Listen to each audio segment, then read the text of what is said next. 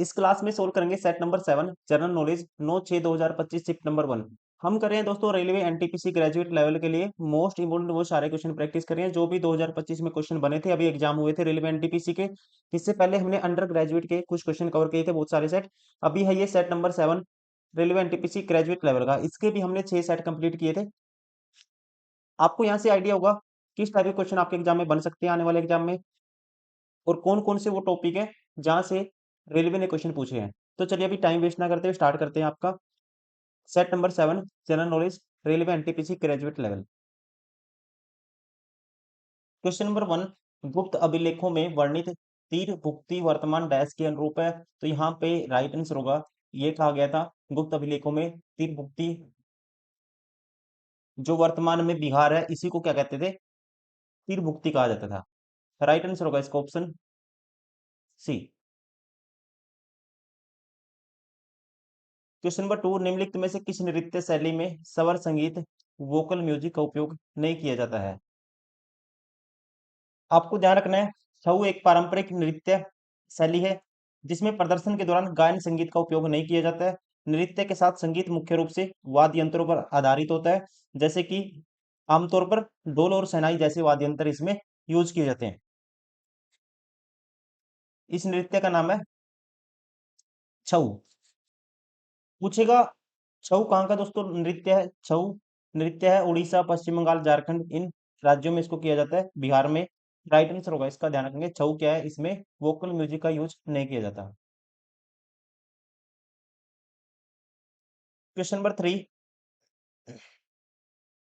अरुणाचल प्रदेश के पूर्व में कौन सा देश स्थित है। इस देश का नाम है, राइट आंसर होगा इसका म्यांमार। म्यांमार अरुणाचल प्रदेश के पूर्व में स्थित है। क्वेश्चन नंबर 4, नवीनतम राष्ट्रीय परिवार स्वास्थ्य सर्वेक्षण 5 2019-21 के अनुसार भारत में कुल प्रजनन दर TFR कितनी है, टोटल फर्टिलिटी रेट। इसका राइट आंसर होगा ये है 2.0। राइट आंसर होगा option A. Question number 5, Bholanath Singh निम्नलिखित में से किस विद्रोह आंदोलन के लीडर थे। ध्यान रखेंगे आप, भोलानाथ सिंह तमार विद्रोह के नेता थे जो वर्तमान झारखंड के छोटा नागपुर क्षेत्र में हुआ एक आदिवासी विद्रोह था। राइट आंसर होगा ऑप्शन बी, ये थे तमार विद्रोह के नेता। क्वेश्चन नंबर 6, भारत कौन सा भूभाग गैर जलोढ़ परिक्षेत्र के कारण नलकूप सिंचाई के लिए उपयुक्त नहीं है। देखो नलकूप की सिंचाई कहाँ नहीं की जाएगी नलकूप से, तो आपको ये बताना है। पंजाब में तो की जाती है। पठारी क्षेत्र यहाँ आएगा, राइट आंसर होगा पठारी क्षेत्र। इसकी संरचना क्या है दोस्तों, भारत में जो पठारी क्षेत्र है जैसे कि दक्कन का पठार, इनकी कठोर चट्टानी संरचना है। कठोर संरचना है, स्ट्रक्चर क्या है इनका, बिल्कुल ही कठोर है। इसी वजह से ये क्या है, नलकूप सिंचाई के लिए उपयुक्त नहीं है। राइट आंसर होगा option B.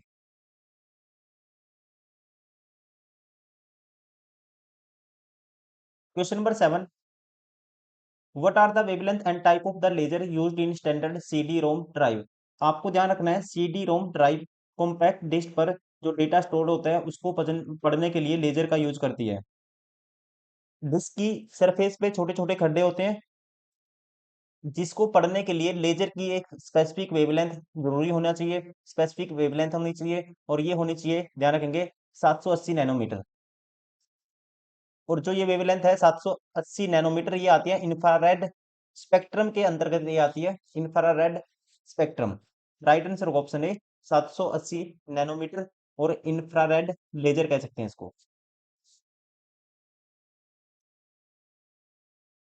Question number 8, Asia और प्रशांत क्षेत्र में ग्रामीण विकास के लिए ग्रामीण विकास मंत्रालय निम्न में से किस संगठन के साथ मिलकर कार्य करता है।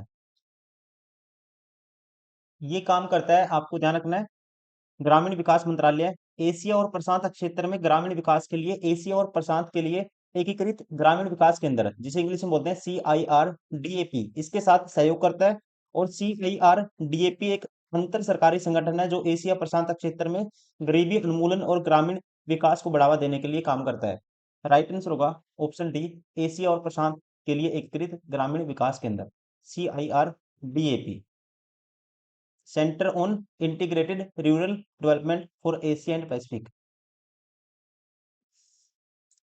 क्वेश्चन नंबर 9, नवंबर 2024 में भारत और सिंगापुर ने अग्नि वॉरियर 2024 नामक एक संयुक्त सैन्य अभ्यास किया। यह अभ्यास कहाँ आयोजित किया गया था? इसका आयोजन किया गया था देवलाली, महाराष्ट्र में। राइट आंसर होगा ऑप्शन डी। क्वेश्चन नंबर 10, माना जाता है कि अंग्रेजों के खिलाफ पहला सशस्त्र आदिवासी विद्रोह डैश में हुआ था। ये क्वेश्चन भी रिपीट हुआ है, पहले डिस्कस कर चुके हैं। आपको ध्यान रखना है, ये है तमार विद्रोह। अंग्रेजों के खिलाफ पहला सशस्त्र आदिवासी विद्रोह तमार विद्रोह माना जाता है, जो 1784 में हुआ था। 1784 में ये विद्रोह हुआ था। और ध्यान रखिएगा, छोटा नागपुर का क्षेत्र जो अब वर्तमान में झारखंड का हिस्सा है, वहीं पे ये हुआ था। तमार जनजाति के द्वारा इस विद्रोह को किया गया था अंग्रेजों के खिलाफ। राइट आंसर होगा ऑप्शन सी। क्वेश्चन नंबर 11, अपने एक प्रसिद्ध कार्य है में याह्या बिन अहमद सरहिंदी ने दावा किया है कि डैश के संस्थापक पैगंबर के वंशज थे। आपको ध्यान रखना है, याहा या रहा, जो भी इनका नाम है, पूरा कंप्लीट नाम है इनका याहा बिन अहमद सरहिंदी। ये क्या थे दोस्तों? ये ध्यान रखेंगे, 15वीं सदी के भारतीय इतिहासकार थे, जिन्होंने ऐतिहासिक ग्रंथ तारीख ए मुबारक शाही लिखी थी। तारीख ए मुबारक शाही किसने लिखी थी? बिन अहमद सरहिंदी ने, याहा बिन अहमद सरहिंदी ने लिखी थी।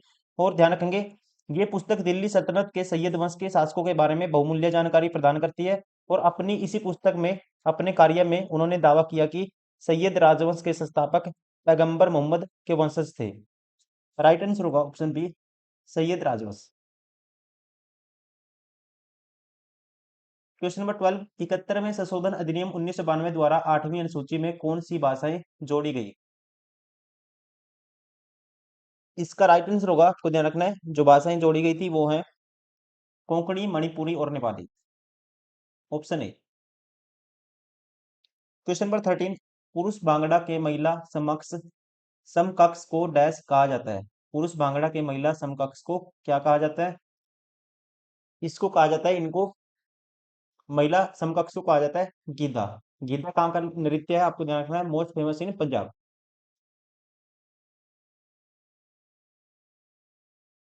क्वेश्चन नंबर 14, मार्च 2025 में किस वास्ते उपलब्धि के स्मरण में राष्ट्रीय टीकाकरण दिवस मनाया गया? आपको ध्यान रखना है, राष्ट्रीय टीकाकरण दिवस, नेशनल वैक्सीनेशन डे, हर साल 16 मार्च को मनाया जाता है। और ध्यान रखेंगे, ये दिन 1995 में भारत में पल्स पोलियो प्रोग्राम, इसके तहत ओरल पोलियो वैक्सीन की पहली खुराक दिए जाने की याद में इसको मनाया गया था, मार्च 2025 में। राइट आंसर होगा option D, pulse polio first dose, इसके उपलक्ष्य में इसको मनाया गया था। क्वेश्चन नंबर 15, जापान के ओसाक में एक्सपो 2025 की थीम क्या थी? इसकी थीम का नाम है, आपको ध्यान रखना है, designing future society for our lives. Designing future society for our lives, Hindi में कह सकते हैं इसको, हिंदी में नहीं लिखा हुआ, लेकिन हिंदी में इसकी थीम का नाम क्या है? हमारे जीवन के लिए भविष्य के समाज का डिजाइनिंग।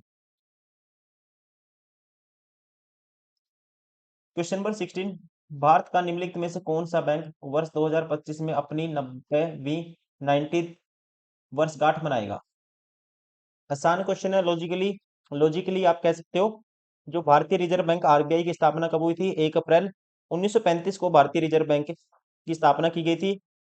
बैंक अधिनियम 1934 के तहत, बैंक अधिनियम 1934 के तहत 1934 के तहत इसकी स्थापना की गई थी। इसलिए कह सकते हैं 2025 में आरबीआई अपनी 90वीं या 90th वर्षगांठ मनाएगा। राइट आंसर होगा option A, RBI, reserve bank of India.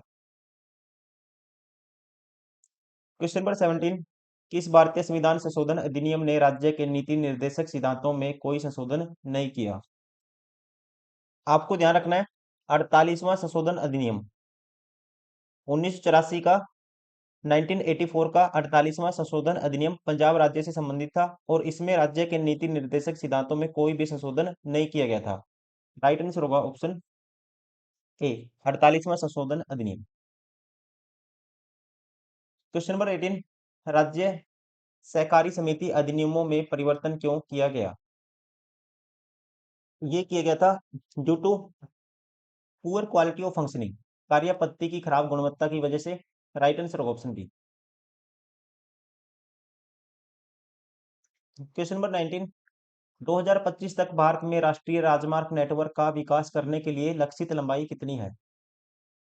इसके लिए टारगेट लेंथ है, राजमार्ग नेटवर्क का विस्तार करने के लिए, विकास करने के लिए या विस्तार करने के लिए टारगेटेड टारगेटेड लेंथ है जो विस्तारित लक्षित लंबाई है जो ये है, आपको ध्यान रखना है 2 lakh kilometre. Option D. Question number 20, Andaman द्वीप समूह में अपने घर को संदर्भित करने के लिए जारवा जनजाति किस नाम का उपयोग करती है? यहाँ पे इसका राइट आंसर होगा, अंडमान द्वीप समूह में जारवा जनजाति घर को कहती है चड्डास। चड्डास बोला जाता है। Option A is correct. Question number 21, अधिकांश आधुनिक ऑपरेटिंग सिस्टम में ऑल्टो प्लस टैब का प्राथमिक कार्य क्या होता है? What is the primary function of Alto plus tab in most modern operating system? इसका राइट आंसर होगा दोस्तों, ध्यान रखेंगे, इसका ऑल्टो प्लस टैब का यूज किया जाता है ओपन एप्लीकेशंस के अंदर स्विच करने के लिए, एक दूसरे एप्लीकेशन में स्विच करने के लिए, खुले एप्लीकेशन के बीच स्विच करना, स्विचेज बिटवीन ओपन एप्लीकेशन के बीच में क्या करने के लिए, स्विच करने के लिए यूज किया जाता है। ऑल्टो प्लस टैब का शॉर्टकट की होती है। राइट आंसर होगा ऑप्शन बी।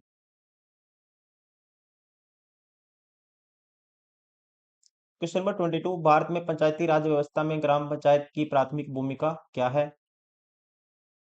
इसका राइट आंसर होगा, मेन काम है इसका, प्राथमिक भूमिका है ग्राम स्वशासन के कार्यकारी निकाय के रूप में कार्य करना। To serve as the executive body of the village self government. Question number 23, MS Word में, in MS Word which command allows user to duplicate a selected block or text and place the copy at a different location within the same document or another document? आसान question है। MS Word में copy करेंगे और कहीं पे भी paste करना है आप पेस्ट कर दोगे, ठीक है। कॉपी और पेस्ट का इसके लिए यूज करते हैं, अदर लोकेशन पे या सेम लोकेशन पे पेस्ट कर देते हैं, उसी कह सकते हैं जो भी सिलेक्टेड ब्लॉक है उसको या टेक्स्ट है उसको प्लेस कर सकते हैं डिफरेंट लोकेशन पे और with in the same location पे। कॉपी करने के बाद यूज करते हैं इसके लिए कॉपी एंड पेस्ट का। राइट आंसर होगा ऑप्शन बी।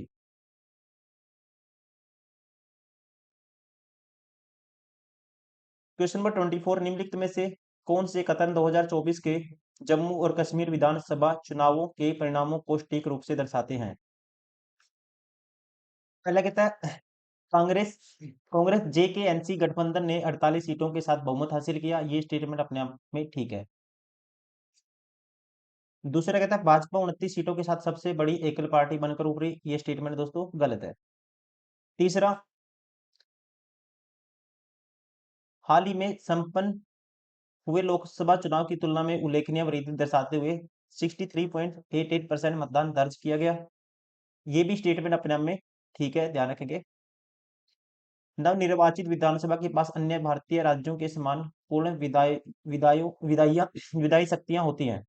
नवनिर्वाचित विधानसभा के पास अन्य भारतीय राज्यों के समान पूर्ण विधायी शक्तियां होती हैं। ये स्टेटमेंट दोस्तों गलत है। ये स्टेटमेंट क्या है? गलत है, क्योंकि अगस्त 2019 में अनुच्छेद 370 के निरस्त होने के बाद जम्मू और कश्मीर एक केंद्र शासित प्रदेश बना हुआ है, इसलिए ये स्टेटमेंट गलत है। एक और तीन ठीक है। राइट आंसर होगा option D.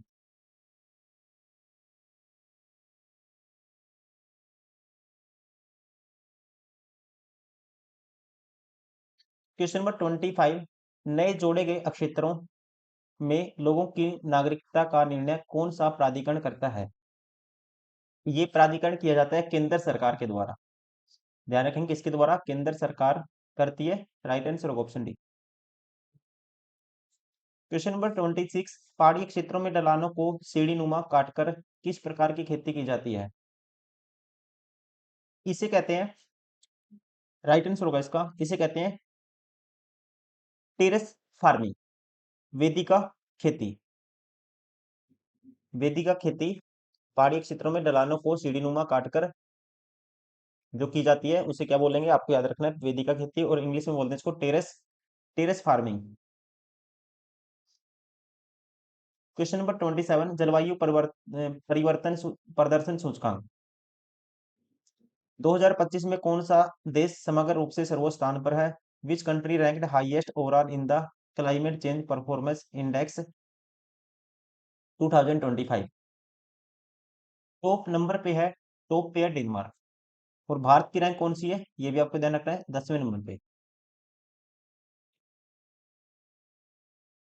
Question number 28, what is the purpose of creating सब फोल्डर व्हेन ऑर्गेनाइजिंग फाइल्स? फाइलों को व्यवस्थित करते समय सब फोल्डर्स बनाने का उद्देश्य क्या होता है? अभी देखो आसान है, सब फोल्डर हम क्यों बनाते हैं सिस्टम में?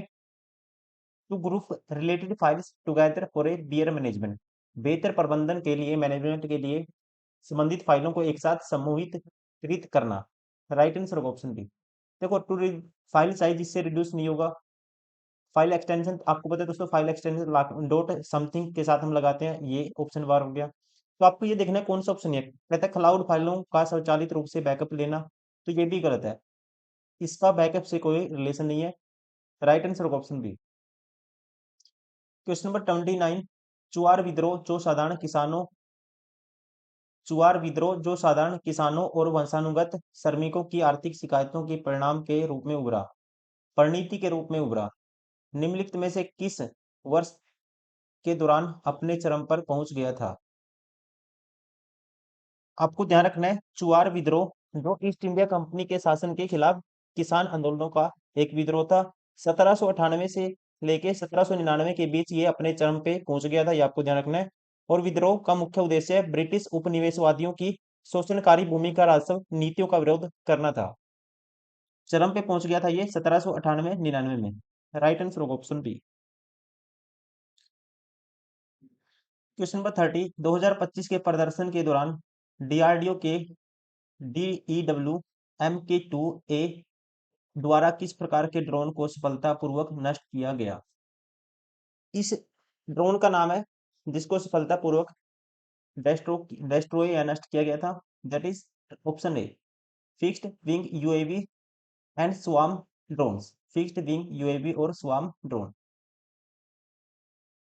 क्वेश्चन नंबर 31, मार्च 2025 में नासा के अंतरिक्ष यात्री सुनीता विलियम्स को उनके अंतरिक्ष मिशन से स्पेस एक्स कैप्सूल पर सवाल करके पृथ्वी पर वापस लाया गया। उन्होंने अंतरिक्ष में कितना समय बिताया था? इसका राइट आंसर होगा, इन्होंने अंतरिक्ष में बिताए थे 608 दिन। राइट आंसर होगा ऑप्शन बी। क्वेश्चन नंबर 32, नवंबर 2024 में आदिवासी नेता बिरसा मुंडा की जयंती को किस दिवस के रूप में मनाया गया?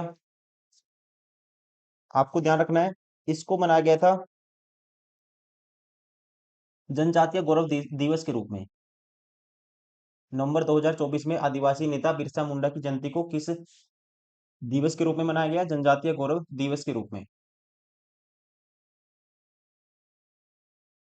क्वेश्चन नंबर 33, 2025 की शुरुआत में ओंको ओंकोस रियस या इंग्लिश में पढ़ता हूँ, which country became the first in Africa to be acknowledged by the World Health Organization WHO for eliminating onchocerciasis river blindness in early 2025?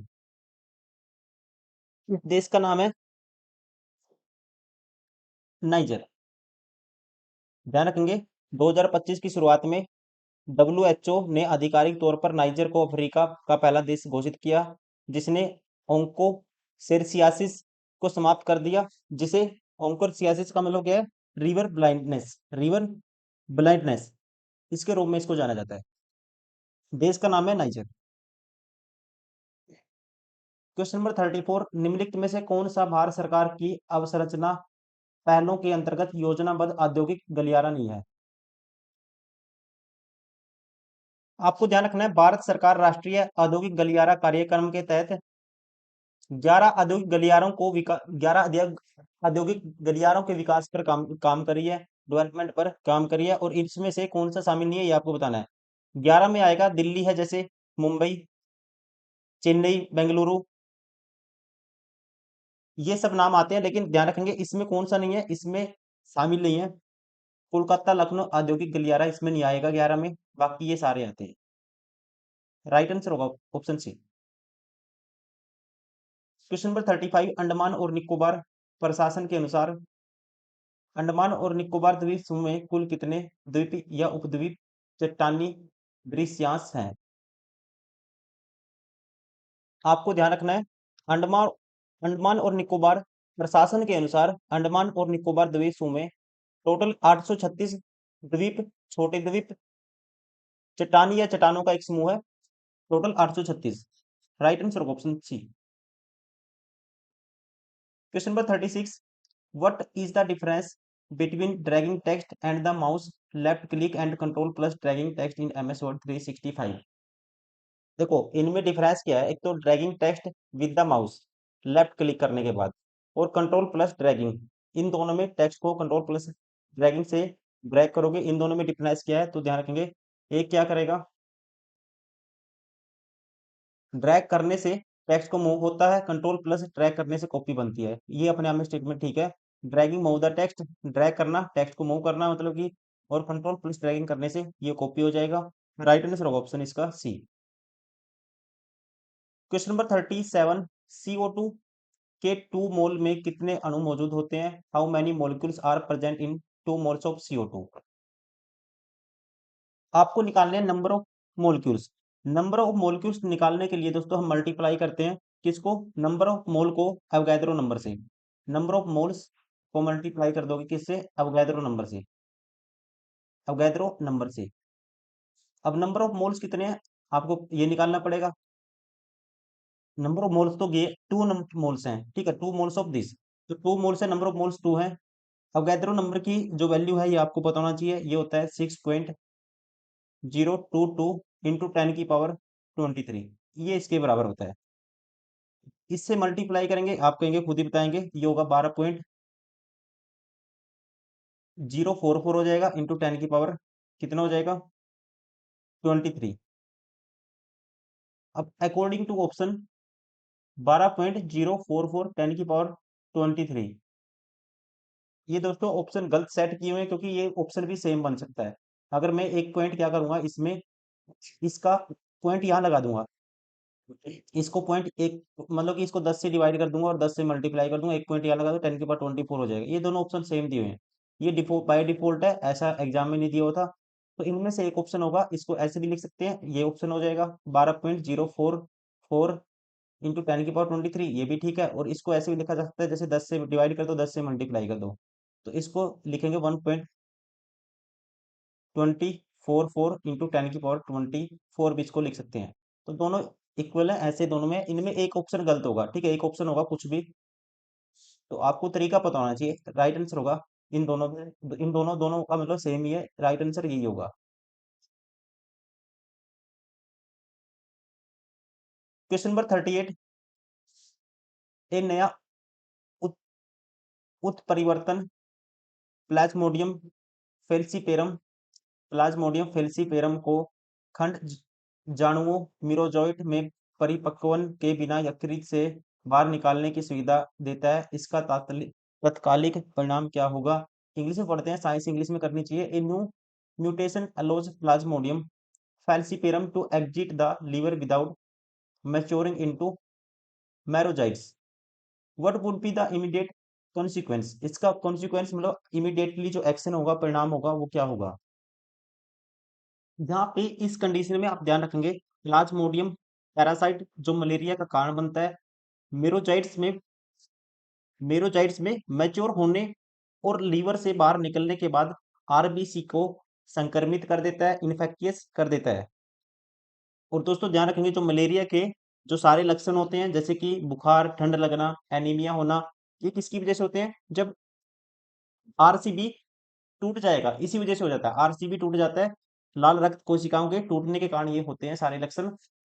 अगर इसका उल्टा, यदि पैरासाइट मेरोजाइट्स में मैच्योर हुए बिना लीवर से बाहर निकल जाता है, तो आरसीबी क्या नहीं होंगे, इन्फेक्टियस नहीं होंगी, संक्रमित नहीं होंगी। अगर आरबीसी इन्फेक्टियस नहीं होंगी तो कह सकते हैं आरबीसी टूटेगी नहीं फिर। आरबीसी का टूटना रुक जाएगा। अगर आरबीसी टूटना रुक जाएगा तो फिर रोग के जो नैदानिक लक्षण है, रोग के जो लक्षण है वो पैदा नहीं होंगे, वो प्रकट नहीं होंगे। यहाँ पे राइट आंसर होगा, कह सकते हैं इसका ऑप्शन है आरबीसी संविदार की अनुपस्थिति और नैदानिक लक्षणों में कमी, absence of RBC rupture and reduced clinical symptoms. यहाँ पे इसका मतलब क्या है, देखो आरबीसी संविदार की अनुपस्थिति का मतलब ये है आरबीसी के टूटने का अभाव, कमी, और नैदानिक लक्षणों की कमी, तो जिसकी वजह से जो लक्षण होंगे वो भी क्या होंगे, कम होंगे। रिड्यूस्ड क्लिनिकल सिम्टम्स भी क्या होंगे, कम होंगे। Option A. Question number 39, we statement is correct with reference to artificially produced elements. कृत्रिम रूप से उत्पादित तत्वों के संदर्भ में कौन सा कथन सही है? आपको ध्यान रखना है आर्टिफिशियली आर्टिफिशियली प्रोड्यूस्ड एलिमेंट वो हैं सारे के सारे जो लेबोरेटरी में बनाए जाते हैं, और इन्हीं को बोला जाता है सिंथेटिक एलिमेंट। ये नेचुरली हमें नहीं मिलेंगे अर्थ के ऊपर, इनको लेबोरेटरी में बनाया जाएगा। और इसमें कौन से आते हैं? जनरली इसमें आते हैं रेडियो एक्टिव एलिमेंट। और आपको पता है इसमें क्या नहीं होता है, न्यूक्लियस नहीं होता, न्यूक्ली नॉट प्रेजेंट, जिसकी वजह से इनकी लाइफ क्या होती है, शॉर्ट होती है। राइट आंसर होगा ऑप्शन ए, कह सकते हैं दे आर शॉर्ट लिव्ड, वे अल्पकालिक होते हैं।